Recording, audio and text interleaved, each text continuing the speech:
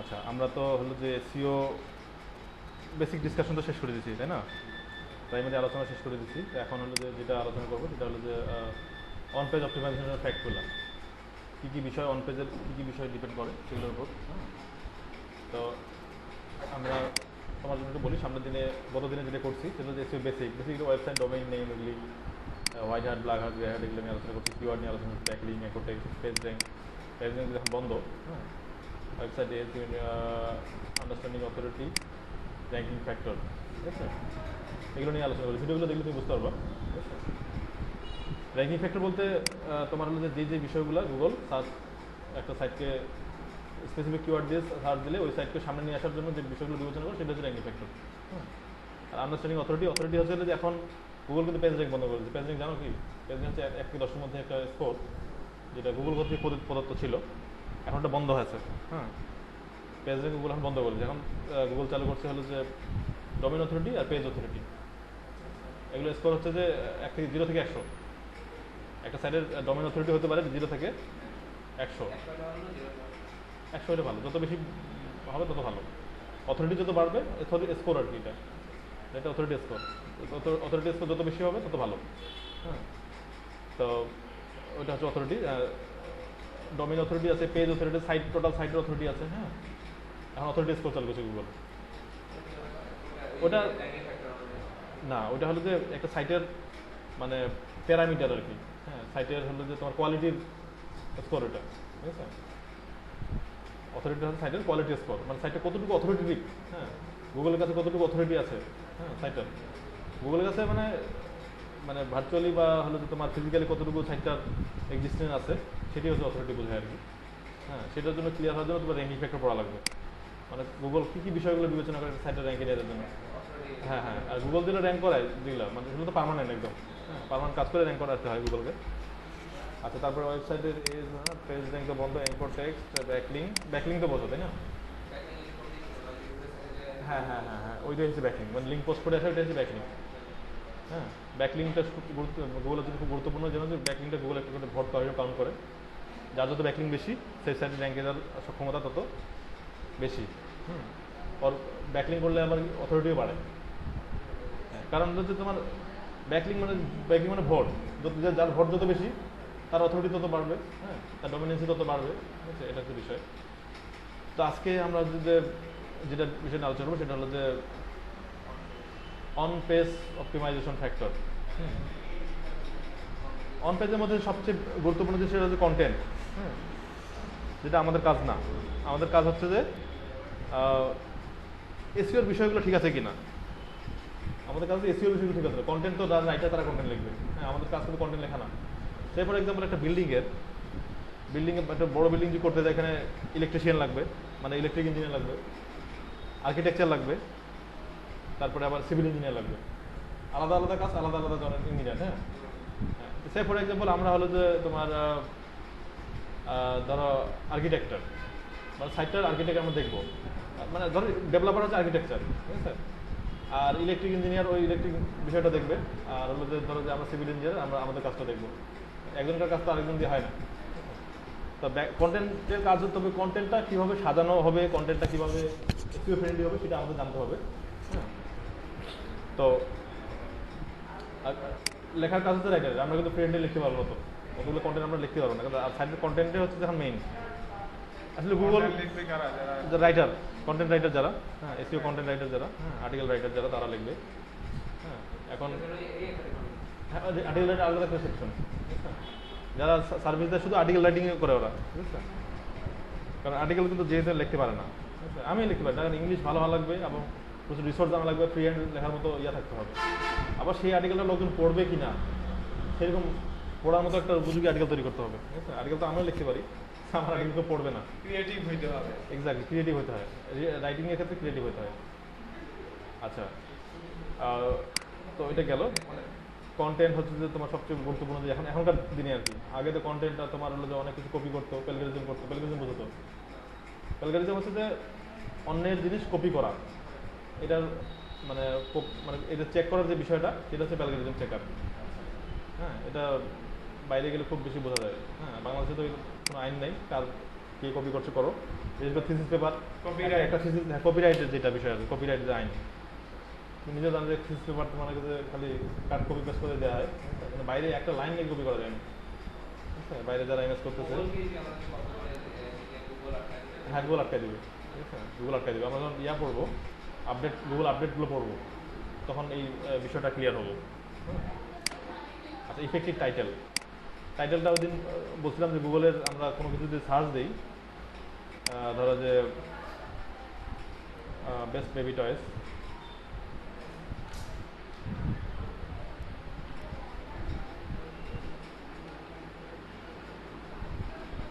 Best baby toys by age, best baby toys 3 month পরে best baby toys, এটা দিয়ে যদি সার্চ দিই তাহলে এটা হচ্ছে টাইটেল, তাই না? নীল লেখাটা হচ্ছে টাইটেল, আর এটা হচ্ছে ইউআরএলটা, আর এটা হচ্ছে যে মেটা ডিসক্রিপশনটা। টাইটেলটা কিন্তু গুরুত্বপূর্ণ, কারণ এই যে বেস্ট বেবি টয়েস 3 month এই লেখাটা মানে কাছাকাছি মিল যেগুলো আছে, শুধু সেই যে টাইটেলগুলো মিল আছে শুধু সেই টাইটেলগুলো কিন্তু সামনে আসছে, এটা কিন্তু বিষয়, এটাই কিওয়ার্ড। হ্যাঁ, যে কিওয়ার্ডটা, এই কিওয়ার্ডটা যে ওয়েবসাইট টাইটেলের মধ্যে আছে সেই ওয়েবসাইটগুলো কিন্তু সামনে আসছে, তাহলে ইফেক্টিভ টাইটেল কিন্তু খুব গুরুত্বপূর্ণ একটা বিষয়। মানে একটা সাইটে একটা, হোম পেজের জন্য একটা, আবার প্রত্যেকটা পেজের জন্য আলাদা আলাদা, প্রত্যেকটা পোস্টের জন্য আলাদা আলাদা টাইটেল, প্রত্যেকটা পেজের জন্য আলাদা আলাদা, এক্স্যাক্টলি প্রত্যেকটা পেজের জন্য আলাদা আলাদা টাইটেল, আলাদা মেটা ডিসক্রিপশন আলাদা, যেহেতু কন্টেন্ট আলাদা, তার মানে যেখানে পোস্ট থাকবে, মানে একটা 400 থেকে 500 একটা আর্টিকেল থাকবে, সেখানে টাইটেল থাকবে, মেটা ডিসক্রিপশন থাকবে, সামারি থাকবে, হ্যাঁ হেডিং হেডলাইন থাকবে। এটা কোডিং করার সময় ওইভাবে তৈরি করতে হবে, হ্যাঁ ওইভাবে তৈরি করে নিতে হবে। হ্যাঁ, টাইটেলটা লিখে দিতে হবে সুন্দর করে, মানে টাইটেলটা হবে কীভাবে, আপনার কন্টেন্টের উপর ভিত্তি করে টাইটেলটা হবে, কিন্তু কন্টেন্টের উপর ভিত্তি করে টাইটেলটা আপনাকে লিখতে হবে। আপনি আর্টিকেলটা কার কাছে লেখা দিলেন, এবার আপনাকে টাইটেল তৈরি করতে হবে, আপনার কন্টেন্টের উপরে বেস করে আপনাকে টাইটেলটা লিখতে হবে, যেন টাইটেলটা ইফেক্টিভ হয়, কেচি হয়, যেগুলো পড়তে ইচ্ছা করে, ঠিক আছে? এরকম বিষয়। H1 H2 ট্যাগ, HTML জানা আছে? HTML, আচ্ছা HTML, হ্যাঁ HTML এর যে ওই যে ট্যাগ, হেডিং ট্যাগ আর কি, হেডিং ট্যাগটা ইউজ করতে হবে। H1 H2 আমরা আর্টিকেলের মধ্যে পর্যন্ত আছে, H6 পর্যন্ত আছে, হ্যাঁ এক্স্যাক্টলি। আমরা আর্টিকেলের মধ্যে মানে CSS কোড দিয়ে কিন্তু আমরা ফন্ট সাইজ কমাবে করতে পারি, সেটা না করে হেডিং ট্যাগ ব্যবহার করতে হবে, HTML ব্যবহার করতে হবে, মানে হেডলাইন ব্যবহার করতে হবে আর কি, ঠিক আছে? আমরা কিন্তু হেডলাইনটা CSS কোড দিয়ে কিন্তু কমাবার করতে পারি, ফন্ট কমাবার করতে পারি, হ্যাঁ ফন্ট ইচ্ছা মতো ওখানে কমাবার করতে পারি, কিন্তু ওটা কমাবার না করে আমরা HTML ট্যাগ ইউজ করবো এখানে, এটা SEO ফ্রেন্ডলি, ঠিক আছে? HTML ওখানে ওয়ার্ডপ্রেসে এডিটে যায়, HTML এডিট করে হেডিং সিলেক্ট করে দিলে হবে, যেটুকু ধরো আমরা এইটুকু করবো, এটুকু সিলেক্ট করে হেডিংয়ে সিলেক্ট করবো, তখন হেডিং 1 2 3 যেটা দেয় সেটা দিয়ে দিব। ওই যে এডিট করার বিষয়টা Edit এটা কি আগে ছিল, মানে যে নটপ্যাড প্লাস প্লাস এটা আগে তো মনে হয় ছিল না, আগে থেকে ছিল, ছিল হ্যাঁ ডক্টর ক্লাস তো রিসেন্ট, কিন্তু আগে অন্য সফটওয়্যার দিয়ে ডিমোভার দিয়ে অন্য অন্য সফটওয়্যার দিয়ে কাজ করতো, এডিট করা যায় তো আগে, হ্যাঁ এডিট করে দিত, এডিট করে দিত। আচ্ছা, তাহলে আমরা internal link with external link, হ্যাঁ ইন্টারনাল লিঙ্কটা কি জিনিস, একটা পেজ থেকে একটা পেজের লিঙ্ক, এটা কিভাবে করে, এটা ওয়ার্ডপ্রেসে খুব সোজাভাবে করা যায়, ওয়ার্ডপ্রেসটা বুঝতে হবে। হ্যাঁ, মুক্তারের কাছে ওয়ার্ডপ্রেসটা একটু বুঝে নিও। ধরো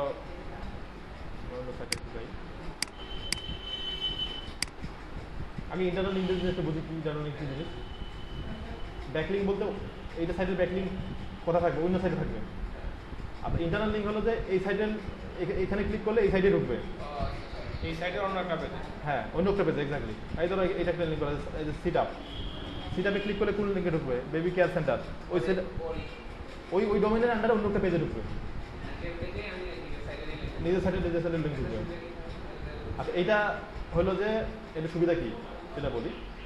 এটা হলো যে যখন লিঙ্ক মানে কিন্তু ওয়েব, হ্যাঁ লিঙ্ক মানে ওয়েব, এটা বুঝতে হবে। ফিজিক্যালি তুমি চিন্তা করো, তোমার হলো যে তোমার সাথে যদি ইকবাল রহিম আর হলো যে ছাত্র চৌধুরী বা বড় বড় নেতার যদি সম্পর্ক থাকে, লিঙ্ক থাকে, তোমার একটা ভ্যালু বাড়বে না? ঠিক এখানেও তাই, ওইটি হচ্ছে বিষয়। বা তোমার সাথে অনেকগুলো লোকের সাথে কানেক্ট আছে, তুমি অনেকগুলো মানে ভ্যালুয়েবল লোকের সাথে দিনাজপুরে কানেক্ট আছো, তোমার একটা ওয়েট থাকবে না? তোমার ওটা ওটা নিজের সাথেই নিজের, ওটা তো হচ্ছে আমার আচ্ছা। আর বাইরে বাইরে। আরেকটা বিষয় যে এটা বলি। আমরা এই লিঙ্কের মধ্যে যে পেজটা আছে সেই পেজের এটা তো আমি এই পেজে পাচ্ছি, ওইটাতে প্রবেশ করলে পাবো, ওটাতে ক্লিক করলে পাবো, ওই ক্লিক করলে ওইটাতে যাবো। আমার আরেকটা পেজে নিয়ে হ্যাঁ, যাবে। আরেকটা পেজে কনভার্ট করে দেবো। আচ্ছা, এর কারণটা বুঝতেছি, বলছি আমি এটা, হ্যাঁ, এটা শেষ করে তারপরে। আচ্ছা, ইন্টারনাল লিঙ্ক উইথ বললাম যে একটা পেজের সাথে একটা পেজের লিঙ্ক, জাস্ট ইন্টারনাল লিঙ্ক এই জিনিসটা এটা বোঝানো, নিজের সাইডে নিজের লিঙ্ক। নিজের সাইডে নিজের পেজের লিঙ্ক, হ্যাঁ, এটা হচ্ছে ইন্টারনাল লিঙ্ক। আর এক্সটার্নাল লিঙ্ক হচ্ছে যে এখানে ক্লিক করে যে অন্য সাইডে যায়, সেটা হচ্ছে এক্সটার্নাল লিঙ্ক। হ্যাঁ, ওটা হচ্ছে এক্সটার্নাল লিঙ্ক। এখানে ক্লিক করলে যে অন্য সাইডে যায় এটা হবে এই সাইডের জন্য এক্সটার্নাল লিঙ্ক অথবা আউটবাউন্ড লিঙ্ক, আউটওয়ার্ড। হ্যাঁ, অথবা আউটগোয়িং লিঙ্ক, সেটা বলো। সিনোনিম। হ্যাঁ, আউটবাউন্ড লিঙ্ক বা আউটগোয়িং লিঙ্ক বা এক্সটার্নাল লিঙ্ক একই এর জন্য। এই সাইডের জন্য, ওই সাইডের জন্য ওটা এটা backlink। ওটা ব্যাকলিঙ্ক, এক্স্যাক্টলি। হ্যাঁ, ওই সাইডের জন্য এটা ব্যাকলিঙ্ক হয়ে গেল, ঠিক আছে। আমরা এখানে ক্লিক করে যদি অন্য সাইডে যায় তাহলে সেই সাইডের জন্য এটা হবে ব্যাকলিঙ্ক, আর এই সাইডের জন্য এটা হবে যে এক্সটার্নাল লিঙ্ক, আউটবাউন্ড লিঙ্ক বা এক্সটার্নাল লিঙ্ক, আউটডোর লিঙ্ক। ওই আমরা মোবাইলে আউটগোয়িং ইনকামিং বুঝি না, ইনকামিং মানে কি আমার সাইডে আসবে, Receive করবো। রিসিভ করবো, আউটগোয়িং মানে আউট মানে বাইরে চলে যাবে, আউটগোয়িং কল মানে এটা ক্লিক করলে অন্য সাইডে দেখলে এটা হবে আউটবাউন্ড লিঙ্ক বা আউটগোয়িং লিঙ্ক বা এক্সটার্নাল লিঙ্ক। অন্য সাইডে লিঙ্ক আমার সাইডে দিয়ে আমার মানে কেন দিব, তাই না? অন্য সাইড লিঙ্ক আমার সাইডে কেন দিব? আমি তো অ্যাড্রেসে নিয়ে দিব না। যদি পেজ যখন তৈরি করতেছো যে ওই সাইডে যাস তাহলে ওই সাইডে হ্যাঁ হ্যাঁ, ওই সাইডে ভিজিটর বাড়তেছে, ওইটা একটা কারণ। আরেকটা কারণ হলো যে তোমাকে আউটবাউন্ড লিঙ্ক দিতে হবে অবশ্যই, মানে একটা পেজের জন্য মাস্ট একটা সাইট মানে আউটবাউন্ড লিঙ্ক দিতে হবে একটা পেজের জন্য। হ্যাঁ, একটা এই ধরো এটা পোস্ট হয়েছে না, একটা পোস্ট বা পেজ একটা 3 toys for 6 month old, একটা পোস্ট, এই পোস্ট থেকে অবশ্যই একটা আউটবাউন্ড লিঙ্ক দিতে হবে, এটা গুগলের রুলস। ওইটাই বলতে যাচ্ছি যে এটা এই পোস্ট গুগলের থেকে একটা নীতির মধ্যে পড়ে। গুগলের নীতির মধ্যে পড়ে যে অবশ্যই একটা আউটবাউন্ড লিঙ্ক তোমাকে দিতে হবে। লিঙ্কটা দিতে হবে কি, আর লিঙ্কটা দিবা কাকে?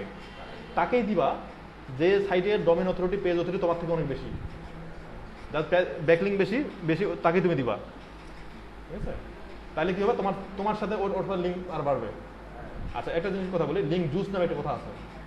হ্যাঁ, লিঙ্ক জুস এটা একটা টার্ম আর কি, মানে স্ল্যাং টার্ম এসইওতে। তো এইটা হচ্ছে জুস বলতে হচ্ছে তোমার বেনিফিট, লিঙ্কের বেনিফিটটা হচ্ছে লিঙ্ক জুস। হ্যাঁ দুইজনই বেনিফিট হচ্ছে। হ্যাঁ, দুইজনের বেনিফিট হচ্ছে। হ্যাঁ, মাখন হয়ে যাচ্ছে। তুমি হলো যে এখানে একটা ভালো সাইটে ব্যাকলিঙ্ক দিলা, মানে হাই অথরিটি সাইটে ব্যাকলিঙ্ক দিলা, মানে বেস্ট বেবি টয় নিয়ে যে সাইটটা ওয়ার্ল্ডের মধ্যে সেরা, তাকে একটা ব্যাকলিঙ্ক দিলা, তাহলে তার সাথে তোমার একটা জুস পাস হবে, কিন্তু তুমি তার সাথে কানেক্টেড করতে পারলা, এটার জন্য তোমার একটা আমার ওর বেনিফিট নাই, বেনিফিট হচ্ছে তোমার। তুমি যদি আউটবাউন্ড লিঙ্ক দাও তোমার থেকে বড় সাইটে, তুমি দেখা যাবে তার সাথে একটা ভালো তোমার লিঙ্ক আছে, হ্যাঁ, তোমার ওই এই কন্টেন্টের ভ্যালু বাড়বে তখন সার্চ ইঞ্জিনের কাছে। এটা কি এই রিলেটেড মানে অবশ্যই এই রিলেটেড সাইট হতে হবে, অবশ্যই এই রিলেটেড সাইট দিতে হবে। আমি প্রথম দিনই বলছি যে গুগল সবসময় রিলেভেন্সি এবং অথরিটি এগুলো বিবেচনা করে, রিলেভেন্ট। আচ্ছা, তারপরে হলো যে এক্সটার্নাল লিঙ্ক তো বললাম, ব্যাকলিঙ্ক বা ইনকামিং লিঙ্ক, ওই সাইটের জন্য একটা ব্যাকলিঙ্ক, আউটগোয়িং লিঙ্ক ওইটাই একই জিনিস। কিওয়ার্ড প্রমিনেন্স বা প্রক্সিমিটি, এটা কি জিনিস? এটা হলো যে প্রত্যেকটা পেজ বা পোস্ট, হ্যাঁ, একটা করে স্পেসিফিক কিওয়ার্ড দিয়ে অপটিমাইজ করা যেতে হবে, যেটাকে ফোকাস কিওয়ার্ড বলে। তা এইটার জন্য ফোকাস কিওয়ার্ড কি হবে? এইটা হ্যাঁ, বেবি টয়েস ফর 3 month, 3 মাসের বেবির জন্য টয়েস, এই আছে মেইন কিওয়ার্ড। হ্যাঁ, এই কিওয়ার্ডটা দিয়ে অপটিমাইজ করা সাইটটা বা এই পেজটা, এটাকে বলা হচ্ছে ফোকাস কিওয়ার্ড। প্রত্যেকটা পেজ, প্রত্যেকটা পোস্টের জন্য একটা করে ফোকাস কিওয়ার্ড থাকবে, যেই কিওয়ার্ডটা টাইটেলের মধ্যে থাকবে, মেটা ডিসক্রিপশনের মধ্যে থাকবে এবং আর্টিকেলের শুরুতেই থাকবে। হ্যাঁ, এবং নিয়ম হলো যে আর্টিকেলের প্রথম 200, যদি 500 ওয়ার্ডের আর্টিকেল হয় তাহলে প্রথম 200 ওয়ার্ডের মধ্যে যেন 2 বার থাকে, 2 বার 3 বার থাকে। এটা হচ্ছে প্রমিনেন্সি, কিওয়ার্ড প্রমিনেন্সি। শুরুর দিকে যেন বেশি 2-3 বার থাকে। হ্যাঁ, এটার জন্য এটা হচ্ছে এসইও ফ্রেন্ডলি, এটি হচ্ছে কিওয়ার্ড প্রমিনেন্সি, ঠিক আছে? কিওয়ার্ড আর কিওয়ার্ড ডেন্সিটি কি জিনিস? কিওয়ার্ড ডেন্সিটি কিওয়ার্ডের ঘনত্ব। 100 ওয়ার্ডের আর্টিকেলে কয়বার কিওয়ার্ডটা আছে?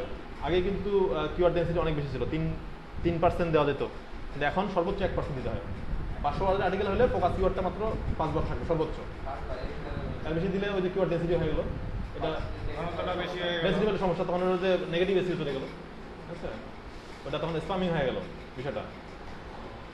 অতিরিক্ত কিওয়ার্ড ব্যবহার করা, ওটাগুলো কিওয়ার্ড স্টাফিং বলে। হ্যাঁ, স্টাফিং মানে হচ্ছে ঠাসাঠাসি। অতিরিক্ত কিওয়ার্ড ব্যবহার করা মানে কিওয়ার্ড স্টাফিং বলে। এটা হচ্ছে একটা ব্ল্যাক হার্ট এসইও টেকনিক এবং এটা গুগলের কাছে চরম মানে মানে পেনাল্টি খাওয়ার বিষয়, ঠিক আছে? অতিরিক্ত কিওয়ার্ড ইউজ করা যাবে না। লেজিটিমেট কিওয়ার্ড ডেন্সিটি হচ্ছে যে 1%, মানে 500 ওয়ার্ডের আর্টিকেল হলে কিওয়ার্ডটা ব্যবহার করতে হবে 5 বার, সর্বোচ্চ 5 বার, মানে 0.8 থেকে 1.2 এর এই রেঞ্জের মধ্যে। ফোকাস কিওয়ার্ডটা, হ্যাঁ, যেটা মেইন কিওয়ার্ড আর কি, যেটা কিওয়ার্ড এই পেজের জন্য ফোকাস কিওয়ার্ড বা মেইন কিওয়ার্ড, এই কিওয়ার্ড মানে পেজের জন্য। আচ্ছা, তারপরে হলো যে আমরা যে ইয়াগুলো করবো, লিঙ্কগুলো করবো, হাইপার লিঙ্ক যেগুলো করবো আর কি, যেগুলোতে আউটবাউন্ড লিঙ্ক বা ইন্টারনাল লিঙ্ক দিব, সেগুলো কিন্তু ইয়া করতে হবে তোমার হলো যে এরকম করে বোল্ড ইটালিক করে দিলে ভালো আর কি, তাহলে ওটা বুঝতে পারে লিঙ্কগুলা ইটালিক বোল্ড বা আদার ট্যাগ ইউজ করা ধরতে পারবে, মার্কিং করবে, ওটা কিন্তু ধরতে পারে, ইয়াও আপনার সার্চ ক্রোলারও ধরতে পারে, ঠিক আছে? ওরা ওটা ইয়া করতে রিকগনাইজ করতে পারে, ঠিক আছে? এটা যেগুলো আমরা ইন্টারনাল লিঙ্ক করবো বা হাইপার লিঙ্ক করবো বা আউটবাউন্ড লিঙ্ক দিব, সেগুলো আমরা বোল্ড ইটালিক আদার ট্যাগ ইউজ করবো। এখন আসি তোমার ওই যে কথা যে কেন আমরা ইন্টারনাল লিঙ্ক করবো বা এটার বিষয়টা। একটা কথা আছে, সেটা হলো যে সাইলো স্ট্রাকচার।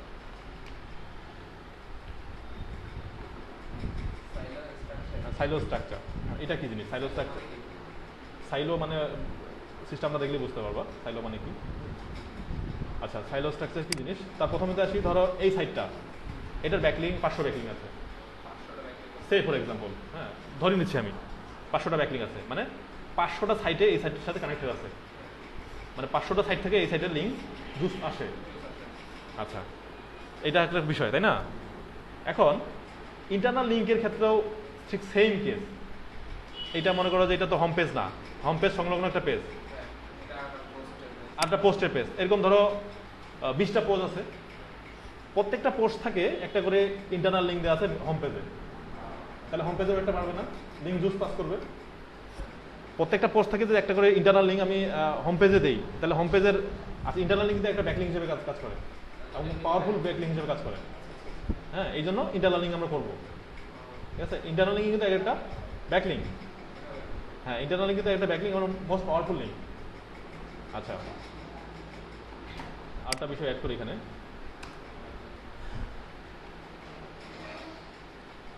যদি এটা ব্যাকলিংকের বিষয়,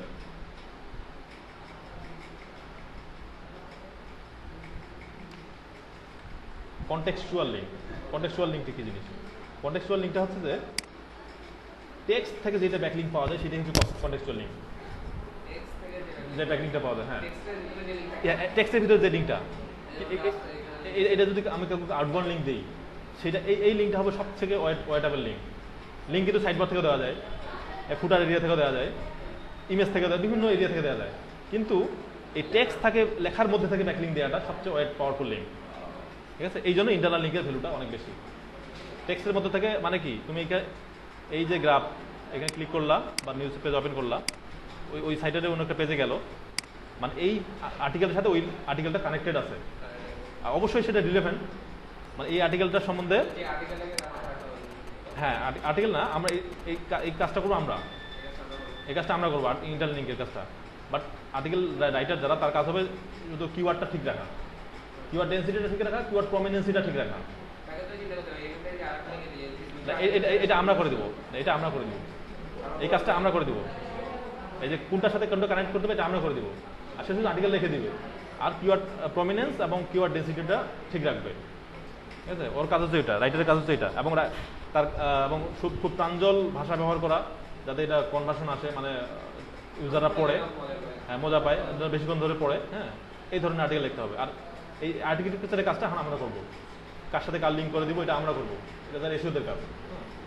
আচ্ছা, তাহলে বললাম যে কনটেক্সচুয়াল আছে। সাইলো স্ট্রাকচারে আসি, ফর এক্সাম্পল সাইলো,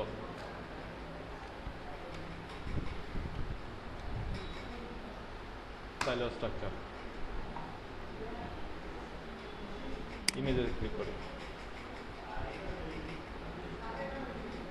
এই যে সাইলো স্ট্রাকচার, ও হাজার হাজার সাইলো স্ট্রাকচার।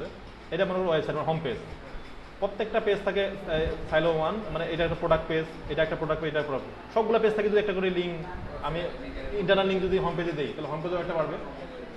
আচ্ছা, এখন হোম পেজেও একটা না দিয়ে যদি অন্য একটা পেজে আমরা র্যাঙ্ক করাতে চাই, আমরা যেই পেজটা র্যাঙ্ক করাতে চাই, ধর এই পেজটা আমার সবচেয়ে বেশি রিসোর্স আছে, সবচেয়ে বেশি ভালো ইনফরমেশন ভালো আছে, আমি এই পেজটা র্যাঙ্ক করাতে চাচ্ছি, তাহলে সবগুলো পেজ থেকে আমি এই পেজে ইন্টারনাল লিঙ্ক করাবো। সেপারেট এটাই হোম পেজ, তাহলে হোম পেজ থেকেও একটা লিঙ্ক আমরা এখানে দিব, ইন্টারনাল লিঙ্ক আমি করাবো, তাহলে এই পেজটা ওয়েট বাড়বে, এই পেজটা সামনে আসবে খুব তাড়াতাড়ি, ঠিক আছে? হ্যাঁ, এটা করবো এই জন্য যে ধর এই কিওয়ার্ডটা দিয়ে সার্চ ভলিউম সবচেয়ে বেশি, আমার সাইটটা 5টা কিওয়ার্ড দিয়ে র্যাঙ্ক করানো, তার মধ্যে এটার সার্চ ভলিউম সবচেয়ে বেশি এবং এটাতে সবচেয়ে রিসোর্সফুল ইনফরমেশন আছে, কন্টেন্ট আছে রিসোর্সফুল, তাহলে আমি এই পেজটাকে সাইলো করবো, মানে সবগুলো পেজ থেকে ইন্টারনাল লিঙ্ক এখানে আনা দিব, তাহলে এই পেজটা ওয়েট বেশি বাড়বে। হ্যাঁ, এটা অনেকগুলো ব্যাকলিঙ্ক দিয়ে দিলাম আমি, হ্যাঁ, তার মানে এটাকে গুগল তখন সামনে নিয়ে আসবে। এটি হচ্ছে সাইলো স্ট্রাকচার, ঠিক আছে? বহু ধরনের সাইলোইং আছে, এখন আমরা যেটা প্রয়োজন, হ্যাঁ হ্যাঁ, সাইলোইং স্ট্রাকচারের কারণ করার উদ্দেশ্য হলো লিঙ্ক জুস যেন পাস করে, একটার সাথে আরেকটা, একটার সাথে আরেকটা কানেক্ট হলে তাহলে সবগুলো আমি যদি 5টা কিওয়ার্ড দিয়ে র্যাঙ্ক করাই, 5টা কিওয়ার্ডের 5টা কন্টেন্ট থাকবে, 5টা কন্টেন্টে আমি সবগুলো যদি সমান ওয়েট বিয়ার করতে চাই, তাহলে সবগুলোকে একটার সাথে আরেকটা কানেক্ট করে দিব, পুরো সাইটে একটা ভারী হয়ে গেল, পুরো সাইটে যে সবগুলো কন্টেন্ট তখন র্যাঙ্ক করাবে, ঠিক আছে? এই হলো সাইলো স্ট্রাকচার। আর কন্টেক্সচুয়াল গেলো, সাইলো স্ট্রাকচার গেলো, হ্যাঁ, অন পেজ অপটিমাইজেশনের বিষয়গুলো গেলো, এইগুলো বিষয়ে আমরা যখন, আচ্ছা এখন আসি ওয়ার্ডপ্রেস সাইটে যখন আমরা ইয়া করাবো, মানে র্যাঙ্ক করাবো, ধর এই পেজটা আমরা ইয়া করা এসইও করবো, এই পেজটার জন্য কী কী বিষয় বিবেচনা করতে হবে? প্রথমত একটা টাইটেল লিখবো, মানে ওয়ার্ডপ্রেস যখন আমরা এডিট করতে যাবো একটা পেজ, টাইটেল লিখবো, তারপরে মেটা ডেসক্রিপশন লিখবো এই পেজের জন্য, টাইটেল হবে কত 40 ক্যারেক্টারের মধ্যে, 40 ক্যারেক্টার, ওয়ার্ড না ক্যারেক্টার, 40 ক্যারেক্টার, এই যে TOYS এটা 4 ক্যারেক্টার, স্পেসটা সহ স্পেস সহ ক্যারেক্টার, হ্যাঁ স্পেসটা সহ। এখানে কয়েক ক্যারেক্টার আছে দেখি একটু, 1 2 3 4 5 6 7 8 9 10 11 12 13 14 15 16 17 18 20 21 22 23 24 25 26 27 ক্যারেক্টার একটা টাইটেল দিতে হবে, মেটা ডেসক্রিপশন দিতে হবে, দেওয়ার পর ফোকাস কিওয়ার্ড সিলেক্ট করে দিতে হবে, এটা কোন কিওয়ার্ডের জন্য র্যাঙ্ক করাবো এটা সিলেক্ট করে দিতে হবে, দিয়ে তারপরে বডিতে আর্টিকেলটা পোস্ট করবো, পরে সামনে একটা হেডলাইন দিতে হবে যেটা হেডিং টেগের আন্ডারে থাকবে, তারপর কিওয়ার্ড প্রমিনেন্স থাকবে, প্রথম 500 ওয়ার্ডের আর্টিকেলের প্রথম 200 ওয়ার্ডের আর্টিকেলের মধ্যে কিওয়ার্ডটা 2 বা 3 বার থাকবে, তারপরে কিওয়ার্ডের প্রমিনেন্সটা কমে যাবে, শুরুর দিকে প্রমিনেন্স বাড়বে বেশি থাকবে, নিচের দিকে প্রমিনেন্সটা কম থাকবে কিওয়ার্ডের, কিন্তু 1% টার্গেট নিয়ে হ্যাঁ টার্গেট 1% থাকবে সর্বোচ্চ, 500 ওয়ার্ড হলে 5টা, হ্যাঁ 1000 ওয়ার্ড হলে 10টা 12টা দেওয়া যায়, এরকম, হ্যাঁ 8টা দেওয়া যায়, এটা আর্টিকেলের উপর ডিপেন্ড করবে। আচ্ছা, তারপরে ইন্টারনাল লিঙ্ক করে দিতে হবে, এই পেজের সাথে আরেক পেজে লিঙ্ক করে দিতে হবে, হ্যাঁ যেন ওই রিলেটেড আর্টিকেল থাকে, একটা আর্টিকেল এমন হতে হবে না যে একটা সাইডের আর্টিকেল একই রকম আর বাকি আর্টিকেলগুলো কারোর সাথে মিল নেই, এরকম তো না, সবগুলোর সাথে রিলেটেড থাকতে হবে, হ্যাঁ পুরো সাইডের আর্টিকেলগুলো একটার সাথে আরেকটা রিলেটেড থাকতে হবে, এটা একটা বিষয়। আচ্ছা, তাহলে ইন্টারনাল লিঙ্ক করে দিতে হবে এবং মাস্ট একটা আউটবাউন্ড লিঙ্ক দিতে হবে, এই আর্টিকেল থাকে একটা অন্য সাইটের লিঙ্ক দিতে হবে, যেটা সাইটের এই রিসোর্সগুলো আমরা ইয়া দিতে পারি, তোমার হলো যে উইকিপিডিয়া সাইটের একটা লিঙ্ক দিতে পারি, আউটবাউন্ড লিঙ্ক দিতে পারি, তাহলে আরও অ্যাড দিয়ে করবে। উইকিপিডিয়া সাইটে যদি আমরা আউটবাউন্ড লিঙ্ক দিই তাহলে তার সাথে লিঙ্ক বুস্ট আরও বেশি পাস করবে।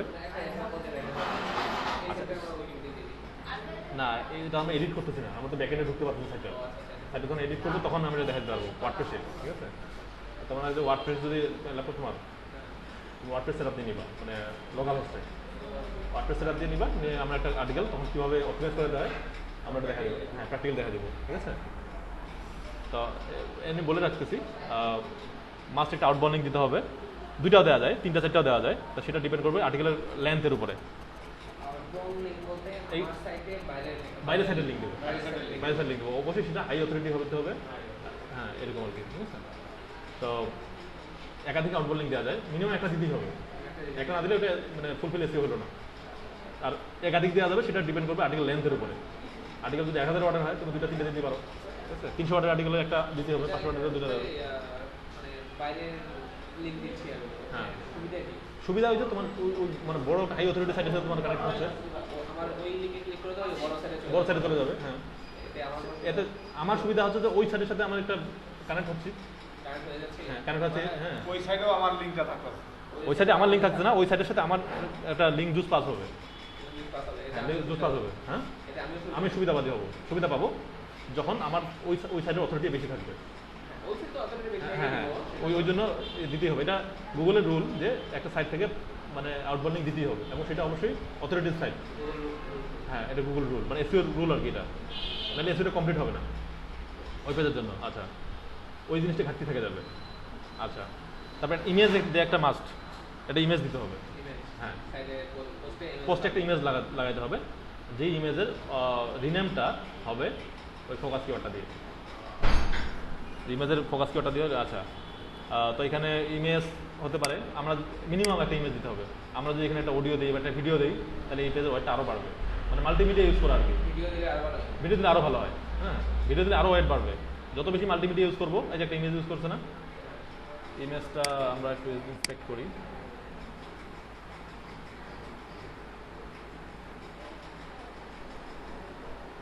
অর্ডার ইউজ করতে কিওয়ার্ড কোথায়? Alter alter alter alter link দিন। ইমেজের লিঙ্ক দিয়েছে, হ্যাঁ, ইমেজ সোর্স অন্যখান থেকে ইমেজের লিঙ্কটা এখানে পাঠিয়ে দিয়ে দিচ্ছে। হুম, যাই হোক আর কি, সমস্যা নাই। তো এরা মানে হয়তো ইমেজটা কপিরাইট, ইমেজ কিন্তু কপিরাইট আছে, লিঙ্কটা দিয়ে দিচ্ছে আর কপিরাইটের কোনো ভয় নেই। ওই সাইট থেকে লিঙ্কটা দিয়ে দিচ্ছে asset.babycenter.com, তাকে লিঙ্কটা এখানে আনিয়ে দিয়েছে অন্য একটা সাইটের ওই সাইটেরই, ওই সাইটের। ওই সাইটের আপনার হলো যে asset.babycenter.com, মানে এই সাইটের একটা সাবডোমেন থেকে লিঙ্কটা ওই ইমেজটা আনিয়ে দিচ্ছে। ওই ইমেজটা অন্য জায়গায় পোস্ট করা আছে আর কি, ওই ইমেজটাই এখানে লিঙ্কটা আনিয়ে দিচ্ছে, ঠিক আছে। যাই হোক, একটা ইয়া দিতে হবে, ইমেজ দিতে হবে। তারপরে হলো যে আপনার এখানকার রিডাবিলিটি টেস্ট আছে, ওটা ওই এসইও প্লাগইন দিয়ে সব কিছু বোঝা যায়।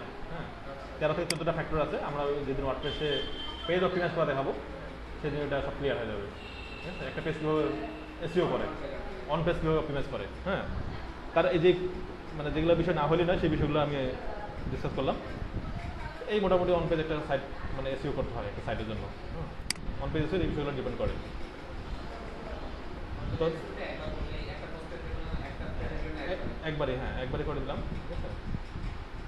এখানে অন পেজ আরও কিছু কিছু বিষয় ডিপেন্ড করে, ওই দিন নেক্সট দিন আমরা আলোচনা করবো, ঠিক আছে। যে হ্যাঁ, meta tag, duplicate content issue, avoiding domain canonicalization, loading time optimization, bounce rate, semantic search, এগুলি এক্সিমার্জি, মাইক্রো ফরম্যাট, গুগল অথেন্টিক, আমরা এগুলি নেক্সট দিন আলোচনা করবো। এবং তার জন্য আপনার ওয়ার্ডপ্রেসটা লাগবে এখন।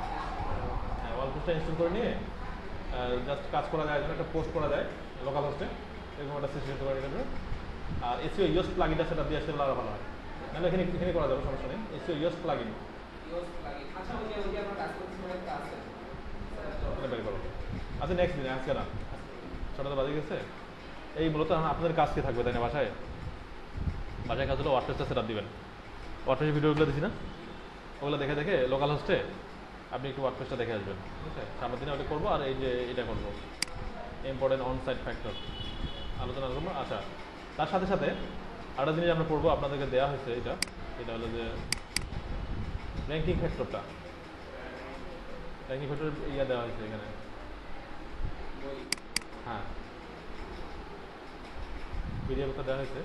এটা যে জিনিসটা পড়বেন সেটা হলো যে পেজ লেভেল ফ্যাক্টর, মানে একটা পেজের এসইওর জন্য কোন কোন বিষয়গুলো বিবেচনা করে। যেমন হলো যে আমি যেটা বললাম যে কিওয়ার্ড ইন টাইটেল ট্যাগ, কিওয়ার্ডটা টাইটেলের মধ্যে থাকতে হবে। Keyword in start with title keyword, title tag start with keyword, টাইটেলটা যদি কিওয়ার্ড দিয়ে শুরু হয় সেটা আরও ভালো, হ্যাঁ। তারপরে হলো যে keyword in description tag, description ট্যাগের মধ্যে কিওয়ার্ডটা ইনক্লুড থাকা, হ্যাঁ, is another important relevancy signal, হ্যাঁ, এইসব ট্যাগের মধ্যে কিওয়ার্ডটা থাকতে হবে। আপনি এই ইয়াগুলো পড়ে আসবেন, র্যাঙ্কিং ফ্যাক্টরটা পড়ে আসবেন। আচ্ছা, একই কাজ মানে একই প্রোডাক্ট নিয়ে এখন তো মানে আমি এমন না যে আমার একটা ওয়েবসাইট ইন্ডিভিজুয়াল, আমার অনেকগুলো কম্পিটিটর আছে, কমপ্লিট আছে না, ওরাও তো ওই একই কাজ করবে, একই কাজ করবে, কিন্তু কারো কন্টেন্টের সাথে কারো কন্টেন্ট মিল থাকবে না। হ্যাঁ, সেই ফর এক্সাম্পল একটা কিওয়ার্ড দিয়ে দুইজন আগাচ্ছে, এসইও করতেছে, হ্যাঁ, আপনি ওই সেম কিওয়ার্ড দিয়ে অপটিমাইজ করতে যাচ্ছেন, সেম কিওয়ার্ড আপনি করতে যাচ্ছেন, সবই ঠিক আছে, অন পেজটা সবই ঠিক আছে। আচ্ছা, তারপর ডিপেন্ড করবে তোমার হলো যে এখানে কিন্তু 202টা ফ্যাক্টর আছে, হ্যাঁ, 202টা ফ্যাক্টর আছে। তাহলে মেজর ফ্যাক্টরগুলো বলি। Major factor keyword same, content ও কোয়ালিটি সেম, কন্টেন্ট কোয়ালিটি। তারপরে যেটা আসবে ব্যাকলিং আসবে, কার কত জায়গায় ব্যাকলিং আছে, হ্যাঁ, কার কত রিলেভেন্ট ব্যাকলিং আছে এবং কার কত ওয়েটেবল সাইট থেকে ব্যাকলিং আছে, হ্যাঁ, তখন এটা আসবে। এটা হচ্ছে বিষয়। ব্যাকলিং এর ফাইনাল স্টেজ আছে ব্যাকলিং দিয়ে র্যাঙ্ক করানো। অন পেজ দুইটা যখন সমান সমান থাকবে তখন যার ব্যাকলিং যত বেশি থাকবে তখন সে আগে যাবে, এই হচ্ছে বিষয়।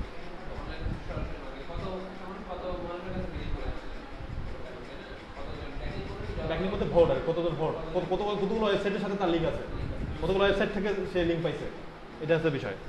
হ্যাঁ, কতগুলো ওয়েবসাইট থেকে সে ব্যাকলিং পাইছে, এটা হচ্ছে ব্যাকলিংটা একটা ভোট হিসাবে। কতগুলো ওয়েবসাইট থেকে ব্যাকলিং পাইছে মানে কতগুলো ভোট পাইছে সে, যার ভোট যত বেশি হবে তত। হ্যাঁ, ভোট বা পরিচিতি। হ্যাঁ, ভোট বা পরিচিতি। হ্যাঁ, আর ভোটের আমার কোয়ালিটি, এখন আমার ব্যাকলিংয়ের কোয়ালিটি আছে।